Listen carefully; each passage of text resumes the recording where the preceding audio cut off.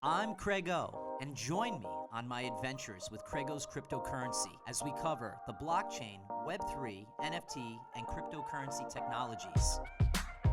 Interviewing the best in the industry, giving tips and tricks, and also sharing with you projects that I'm most excited about. You're watching CraigO's Crypto Corner, the best in Web3, blockchain, NFT, and cryptocurrency technology. Great reviews, incredible interviews with some of the leading people in the Web3 ethos, and just the general things Web3. So I've got about 11 different things today to discuss with you, but first I wanted to let you know this backdrop, it's not a screen fill-in. This is actually real. We're actually at 11 Blue Water Hill in Westport, Connecticut. This property is absolutely gorgeous. It is on the market right now for $11.5 million with over 10,000 square feet. So, for all you crypto heads out there, you Bored Ape Yacht Club members, you crypto punks, on-chain monkeys, Knights of Degen, some of my favorite projects. If you have, ready, 6,053 ETH, you can buy this home. If you have 476 Bitcoin, you can buy this home. My fellow listing agents, Carrie Perkins and Leanne Kent, this is their beautiful listing. We are at Remax Heritage in Westport, as you know. I am a realtor in the real world and have a lot of property in the metaverse. So let's get to it. Content. So what is the most important thing right now when it concerns NFT communities?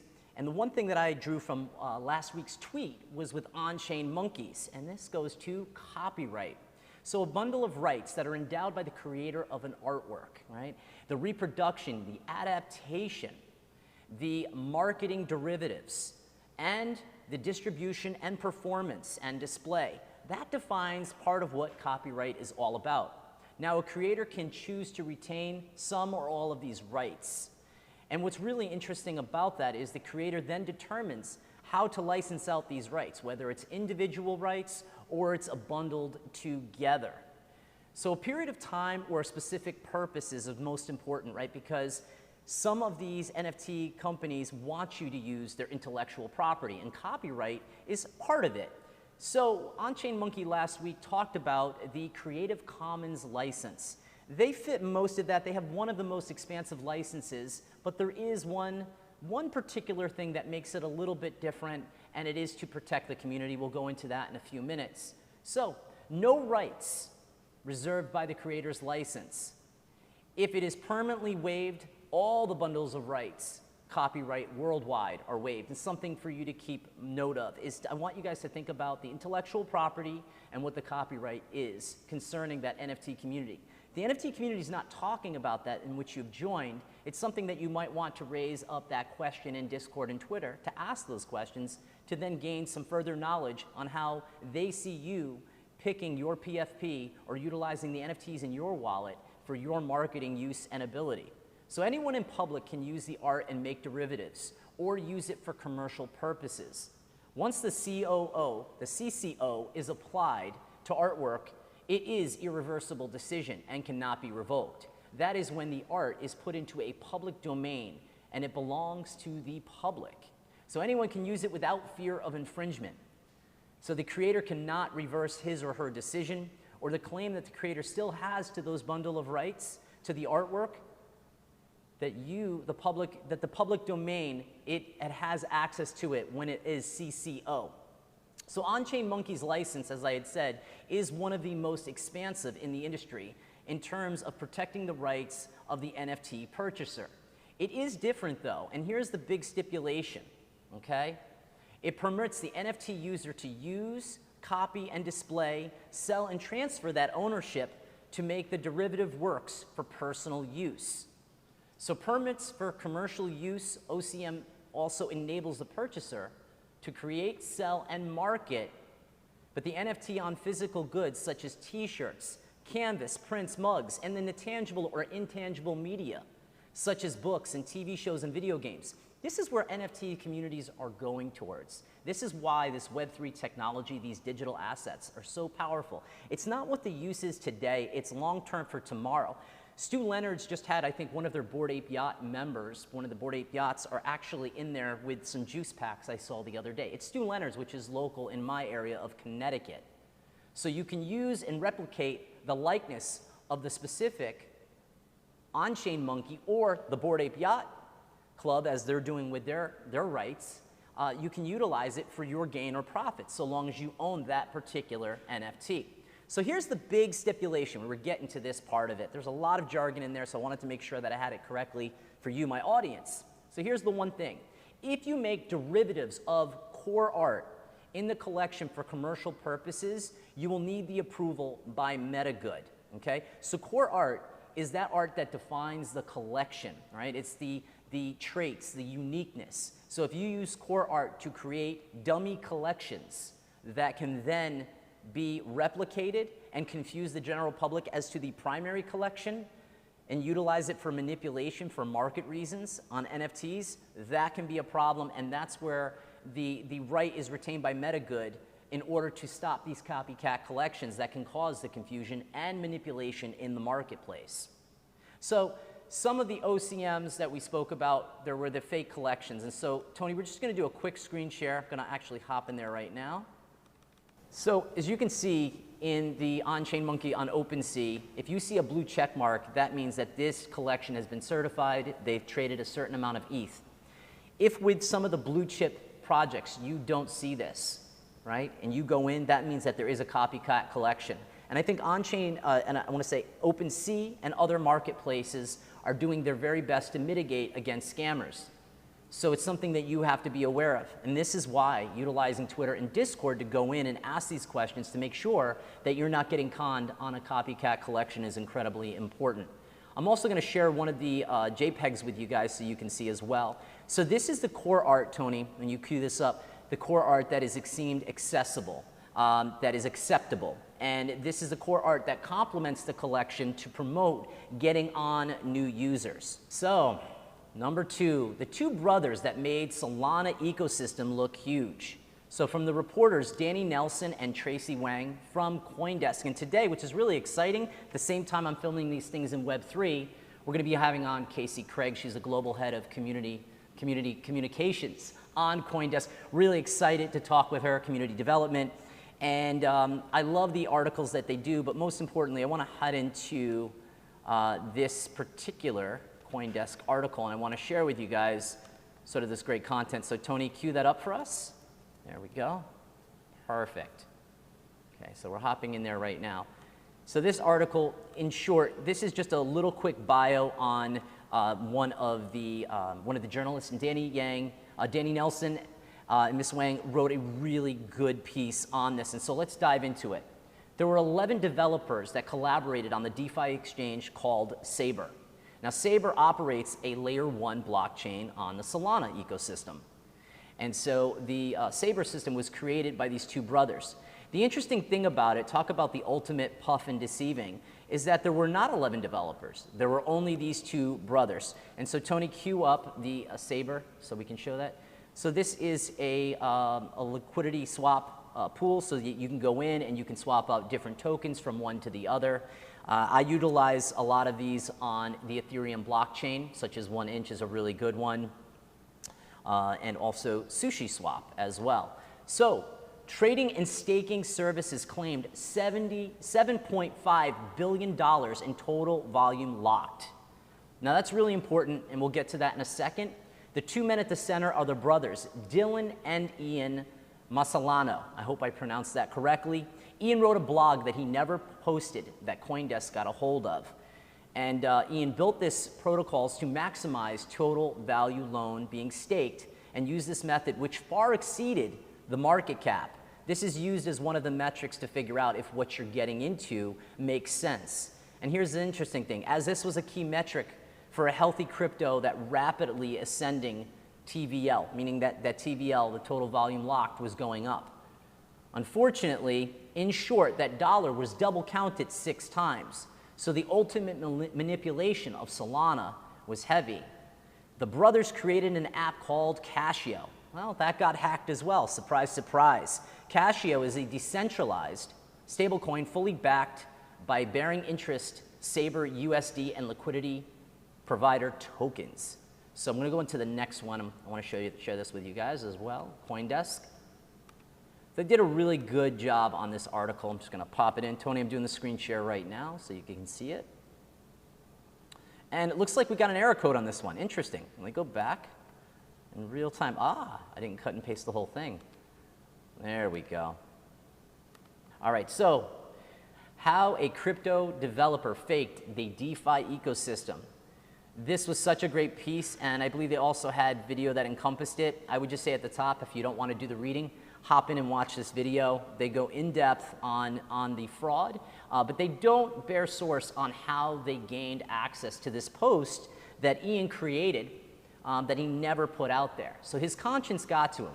So the brothers build an anonymous developers. They build anonymous developers, these 11 developers in the DeFi ecosystem, puffing. Fake Twitter conversations to create social hype around their scam. Puffing. So these are just things to be aware of, and they're going to happen more rampantly, and they're going to happen in quicker concession. And when these scams happen, they literally will fold overnight. This one went on for quite some time because last year, the Solana price, I believe in November, at the heights of a lot of crypto, I believe was over $250. And now I think it's hovering around $40 to $50 if I'm correct. So DeFi Llama is making changes to their services in the wake of this. That's another ecosystem. Scams are needed in order to show where the vulnerabilities are. So I always say that going back to the Twitter and Discord and asking these questions and doing your research, do that due diligence before you head into these projects, is extremely important. Overall, the brothers were able to move the Solana market last year with their scheme, and it's now just being uncovered. So what do I think that means for the Solana price? I think we could see another dip potentially. It depends on how much bad news goes after this. But all it takes is for people to have confidence. Remember, the Solana right now is coming out with the first smartphone that's going to have a built-in hot wallet. I'm curious to see how that will or won't get hacked and how many people in the Web3 ecosystem that draws in. There was a number that I heard the other day. I can't quote the source, but I can say that there's about 100,000+ people every day coming into this ecosystem receiving bad information. And the problem is that you come into this ecosystem excited to make money overnight and become wealthy. It doesn't work like that. And the biggest thing that I always will keep saying to you, my audience, is what companies, product and service related, are attracted to these digital assets. Those that are going to build for the next bull run. The ones that can integrate, Web 2 integrating into Web 3 digital assets with formed communities over this next bear market. Right now, this bear market is where we're building, taking the time to create content, taking the time to do that due diligence on Twitter and Discord. So what does this mean? Possible new lows for the layer 1 protocol Solana. I'm going to do another screen share in just a minute, but this tweet makes sense, and I ask why. I ask why when it is according to the CoinDesk journalists that they executed this scam at the highest levels. So let me pull up this tweet. So here is Ian. Unironically, assuming any non-hardware wallet can get hacked, putting private keys in the user's space is inherently insecure, especially if they've ever touched a disk, meaning if they've ever hopped online. Solana Mobile is currently the only viable solution I've seen to this. I don't know that I would necessarily take the last part of advice from him. Maybe, maybe not. Maybe you have that Solana Mobile, and as we had talked about with the phone. But most importantly, what I do is I say he's right. If it's not your keys, it's not your crypto. And remember, with a cold wallet, your keys are offline. We're going to go into that on some of the next content that we're coming up with in the next few minutes. Going off of that screen share now, Tony. In short, now how did that Solana hack happen? Well, I would say by better way, it's the errors, it's error use, right? So we have do's and do nots. So please be aware of that. As you're hopping into this ecosystem, be aware of what you're doing and don't make moves so quickly. It's the quick moves that you make that can get someone, even like myself, who's fairly experienced, to give up my crypto within moments because I'm excited to get into something. So always ask those questions. Now, you have an option on most wallets to save your seed phrase to your email or Google Drive. Don't do that, please. Once that happens, it is leaked potentially to these hackers. And here's another one, a really good scam. Email recovery for seed phrase. As I know it, that does not exist. Well, it doesn't, because you're going to then give those individuals, those hackers, you're going to give them your seed phrase. Now, they might at that moment use it or they might not. but later you might come back to an email where it's going to say enter your seed phrase here, or enter something here to receive or recover your seed phrase. So you might enter it at an earlier point, and then you might have a passcode to get in there and retrieve it. But while you're doing that, the hackers might be taking your stuff. I'm not quite sure exactly how it works, but don't email anyone your seed phrase. Don't back it up onto Google. These are like the basic, simple things that we need to know. You put it in a notepad. You put it in a notepad and you hide it. You lock it away. You make sure that that notepad never disappears, never leaves your site. So wallet. All right, let's go into the wallet slope had a vulnerability that enabled users' private keys to be accessed by potential hackers. And this is in part what happened with the two brothers. They created this ecosystem that over-measured the total value locked that far exceeded that of market cap. We're aware of that, right? Near Protocol, right? This is a wallet that had almost the same fate, all right? And who and what is Near Protocol? It is a climate neutral, high speed and low transaction fee layer 1 blockchain. So here's the great advice. If you choose email recovery option, if you chose it, the advice is create a new wallet and transfer your crypto as soon as possible. Create a new wallet as soon as possible. Make sure that you save your seed phrases on both of those wallets. Make sure that you can transfer it over safely. If you're on the Ethereum blockchain, my only question is how many NFTs do you have? But ultimately, the safest option is going right directly into a cold wallet. From seed phrase to private keys, this space that can steal anyone's cryptos or NFTs, even the experienced people like myself. So please, let's play it safe. All right, so let's be smart on Web3.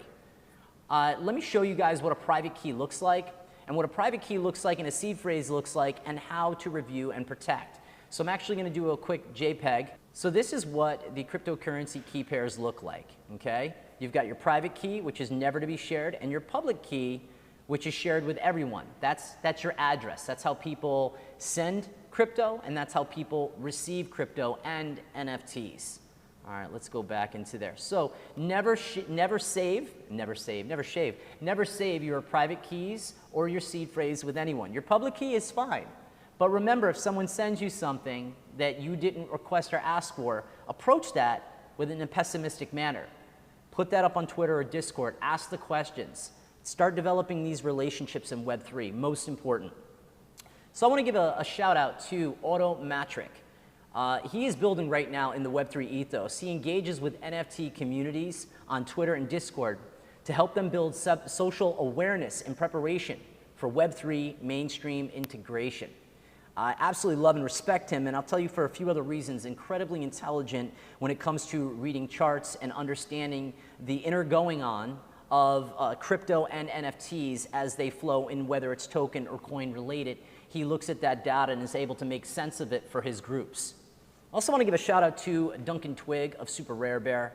He understands how to build in an ecosystem, genuine, authentic, but right now he also knows that engaging with the community and not spreading hype, but really going along the lines of things that make sense to his community and doing, he has a sweep the floor every week where they're sweeping the floor and keeping the price of the e-gold of his bears, the Super Rare Bears, he's keeping them up. It's most important because I look to a guy like him in this ethos to really bring credibility to the space. I want to share with you his page. If you hop onto Twitter, and Tony, I'm going to just cue that up, I'm just going to highly recommend that this is one of the most valuable people that you could follow. So I just highly recommend. He is the head of marketing for Super Rare Bears, and he's also one of the biggest holders, and also has, I believe, 1,700 different NFTs. So he is in multiple different communities, but this is a community that he's building in a furious manner. I also want to give a shout out to Ralph Quintero of the Daily Ralpha. This is by far the most impactful daily newsletter that I get absolutely free, and it can be yours. He's also one of the heads over at JPEG Morgan, a highly respected alpha group in the space. This newsletter, the Daily Ralpha, it has what you need. It's informed to make educated decisions on current marketplace, NFTs, and also he talks a little bit about crypto. Mostly focuses on drops and the vetting process of the daily drops that he has on there. So I highly recommend that you connect with him. He's actually going to be coming on to our episode on August 29th. I'm actually going to pull that up for you guys. So I'm going to just do a quick screen share so you guys can see. It's the Daily Ralpha. It is an incredible newsletter, and I highly recommend that you get it. And the best part about this newsletter is it is absolutely free. Here's the screen share, Tony, so that you can see it. He says it's in 5 minutes or less. I agree with him. It's a quick, easy, fun read, and it educates you in depth on the ecosystem of NFTs and Web3 related technology, and really talks heavily about the marketplaces. All right, content piece number 5, something for the newbies to think about, because for me it comes easy at this point, is DeFi, smart contract powered protocols that allow the peer-to-peer, so one person to another, right, to have transactions without intermediaries such as banks and brokers. Now, I have no problem with fair regulations by the government. Matter of fact, I think that they are needed.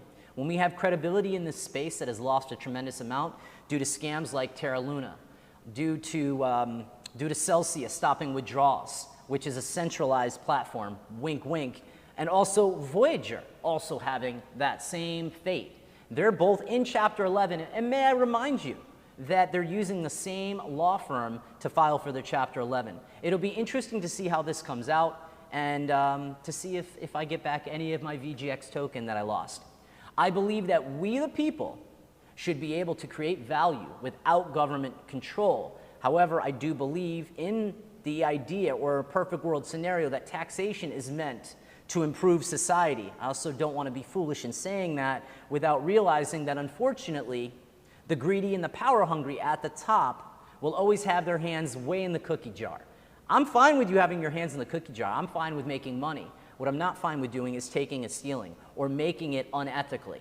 And we know what ethics are. Unfortunately, there are a lot of people out in this space that don't mind crossing those lines. We need to be aware of it, right? There's good and bad people in this world. If the bad people decide to do things that are going to perpetrate, we just need to be more aware so we're protecting ourselves. Remember, wherever crime is, it follows into Web3. It doesn't stop, but it's also the information age, even more so now with this Web3. What has stopped Web3 from really taking the mass adoption, and I had a conversation with a great content provider.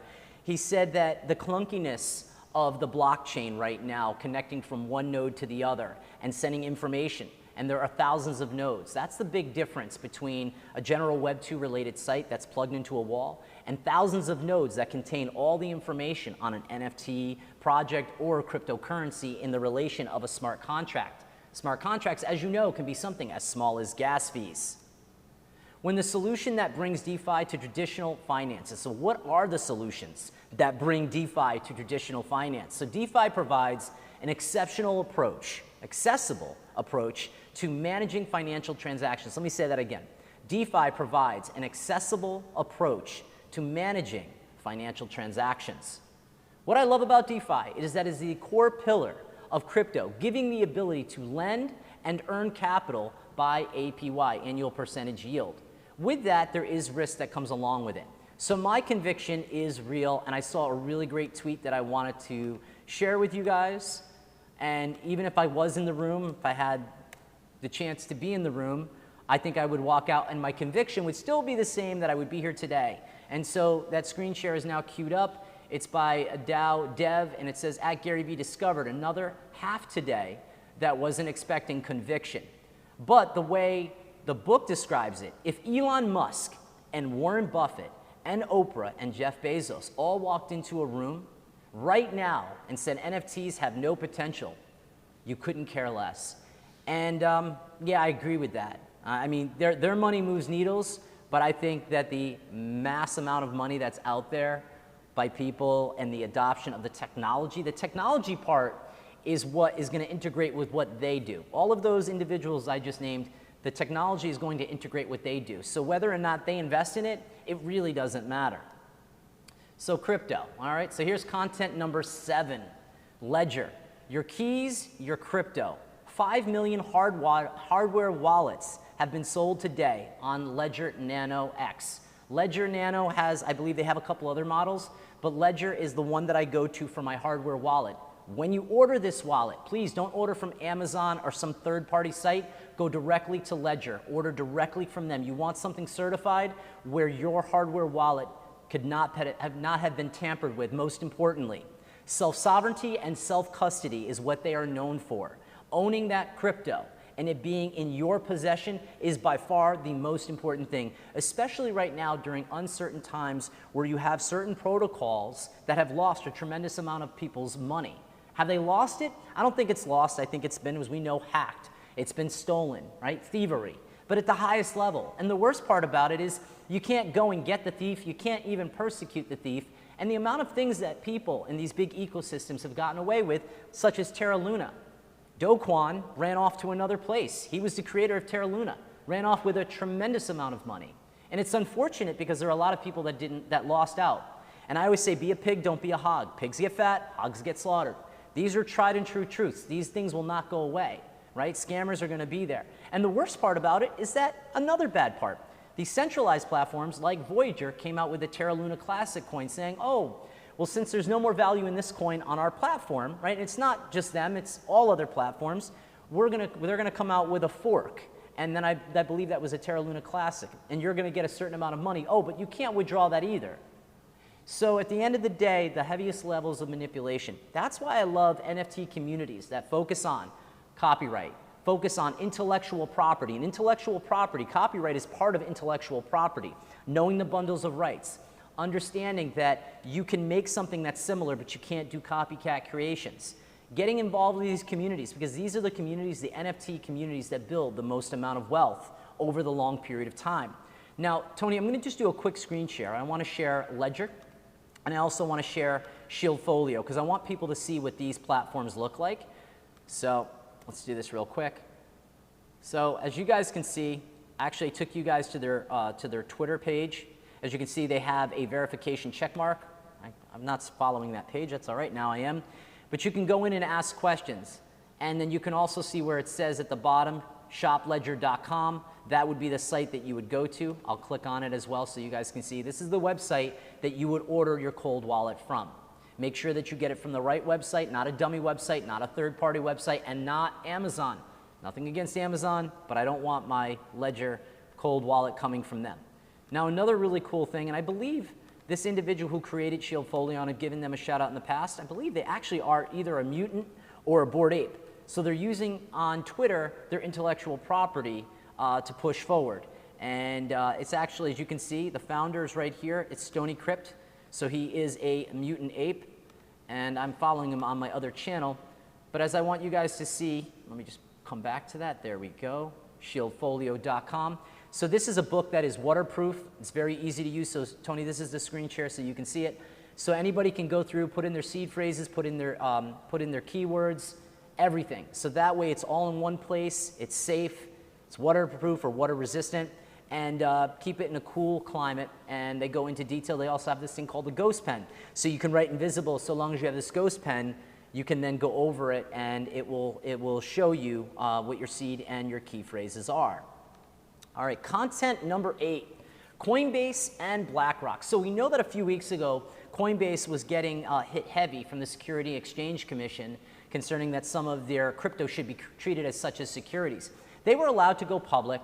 It'll be very interesting to see how that pans out. So that was sort of the challenging news, because with centralized platforms, we need centralized in order to transfer our crypto to hot wallets, such as MetaMask and other wallets, Trust Wallet. Without that, that becomes the problem, and people become challenged at that point. But here's the really good news about Coinbase, is that they teamed up with BlackRock in a partnership. And so BlackRock is the largest asset manager. They have 200 institutional investors on their Aladdin platform. And these institutional investors includes banks and schools and big, large-sized corporations. And that to me is very exciting, because it's a level of credibility where institutional investment money is going to be teaming up with Coinbase. I love it. So with bad news comes the good news. And over this next bear run, as we're in it right now, entrenched in it, there will be some good bits of news. And we'll see also some coins that will pop. So I don't want to have a pop the collar moment. I did talk about this crypto, and as I'm going to mention it, and this is content number 9, was ZK roll-up technology, StarkWare. The company now can do validity proofs, which have the potential to merge up to 60 million Ethereum transactions in one single transaction. That's powerful. So ZK rollup I got last year, and I was really excited about it. I look for a couple things. The idea that you can batch in, right, at the all-time highs of Ethereum, when gas prices were extremely expensive. For one transaction, it could be anywhere from $50 to $200, to now have a batch of 60 million transactions in one, and that's ZK rollups. I got that crypto last year. I like the idea of layer 2. It's needed because we're going from a proof of work staking mechanism to proof of stake, and that's actually happening on September 17th. I'm really excited to see how that will pan out. So guys, keep notice of that coin. I'd highly recommend it. And let's hop into number 10, content piece number 10. Now, as you know, I'm a virtual real estate agent. I'm also a real life real estate agent. And one of the things that really got me excited to hop into Web3 was the idea that I would own lots of virtual property in augmented reality. And so I'm in a number of different projects. And so virtual land prices right now, as you start to do the due diligence in this bear, and remember, I bought in the bull. I'm saying to you in the bear, take a look at what's going on. Open your eyes to it and see if something resonates with you. But 85% crash, right? And so what does that do? It wanes investors' prowess to want to put money towards it. But McKinsey report believes that this space can become a $5 trillion sector by 2030. My math is correct. We're a little over 7.5 years off from that, noting that commerce will likely realize a market impact between $2 trillion and $2.6 trillion alone, followed by the academic virtual learning sector. Think about that, the academic virtual learning sector. So part of what I do when I come on to these things in Web3 is things that I've learned and have the ability to articulate is coming on to teach that or spawn an idea or thought in your mind, so that way you can go on to Twitter and Discord and start learning about these things rather than just getting caught up and saying, oh, I like the artwork. I mean, we see from the CryptoPunks, and by the way, one of the best collections out there, their artwork is not much of anything other than pixelation, yet they are the most revered, one of the most revered collections out there. The Bored Ape Yacht Club, another revered collection. The On-Chain Monkeys Genesis collection wasn't fancy until they got to Karma 2, which we had Aaron Deteri on from On-Chain Monkeys. He's the Chief Operating Officer. That was an incredible interview. If you hadn't checked that out, please go and take a look at it. So the McKinsey report is really important. Now, because today I was on location, I wasn't able to have my good friend Easton Gladney on to talk about a couple of the things in the ecosystem of ELROND. And he also is cross-chain open as well, so Solana, and he also has Ethereum as well. But it was a very interesting weekend because there were a lot of things going on, a lot of FUD in the ELROND ecosystem around my good friend Easton Gladney. And Easton decided, along with Don Paulo and Matrick, to create a fireside chat. And it spawned from an idea of a text that I had, not a text exchange, it was a Twitter exchange with another person in the ecosystem and my good buddy Easton. And this person was calling out Easton, saying, you know, you leave one project to go to another. Now, when I say that to you, if you're a new beginner, you're like, well, what do you mean? So he is a moderator, and he's been a moderator of a number of projects. And moderators are paid to promote and market that NFT community. Now, that's a job. Now, when that job is up, or that job is no longer viable for that person, they then move on. So a moderator, or a mod as they call it, on Twitter and Discord, are getting paid or have some level of incentivizing. They're not just holders into a project, they also have, they're also being paid for their work, their time, to go on, make these connections, network, get influencers to get in on these different communities. So Easton took a lot of heat this weekend, and I give him a lot of credit. He created a fireside chat along with Don Paulo to bring on anyone who had problem with him or his tactic or his moving from one project to the next. But as I say at the first, if you're getting paid for something, how authentic is it? And I ask this question of any community owner, leader, or founder, when you're paying somebody, it's a job. They're your employee or your independent contractor. You are incentivizing them with money. Well, here's the interesting thing. Easton has been a heavy holder in any project I believe that he has been a moderator for. So when he left that project, if he's not helping that project out and not getting paid from that project and he's moving on, but yet he's caught this reputation as somebody who moves from project to project and then FUDs it out, or that somehow there's scam, he is about as truest as one of the people that I could highly recommend that you follow and connect with. Based on my interactions with him thus far, and I've had many of conversations with him. He wants to be in projects or communities that have a level of transparency, honesty, and then also focus towards a mission of long-term growth by attracting bigger brands. And as I say, in the real everyday world, it's products, it's services, it's everything around us now that integrate into the Web3 digital asset community. And that's most important for my audience, whether you're a newbie or an intermediate, to really connect with. So, you know, why did he leave these communities? Well, we're gonna have another conversation. He was supposed to come on today to the podcast. Unfortunately, our Wi-Fi ability here in the pool area was not able to make that happen, and that's okay. We're gonna follow up with him, but I would say that he is a pro moderator and that he understands what he's looking for. But if he doesn't get these chances to moderate and fail or not have the experience that he wanted, and when I say fail, I mean fall forward and get up and move forward, that's what he does. He fails forward, he gets up, and he keeps moving. And to me, that's one of the things that I love most about what he's doing in this space, is that he is bringing credibility. And by the way, I'm not shilling anything. If there ever comes a day where he is not honest and transparent, I will let you guys know. There's something that I found out, there's something that I'm aware of. But if I stand behind somebody because I believe in what they're doing in this space, it's because it's important. So shout out to Easton Gladney. So that's about it. That's the wrap up for today. We covered 11 different points. Most importantly, it's really good for you guys to educate yourselves on the things of Web3 related, whether it's NFT communities, cryptocurrencies. I highly recommend that you go into CoinDesk. There's a lot of great learning tutorials on there. We're going to talk about that with Casey Craig, who is the head community developer over at CoinDesk, head of community relations, community management. I think I got that. Have a great day, guys.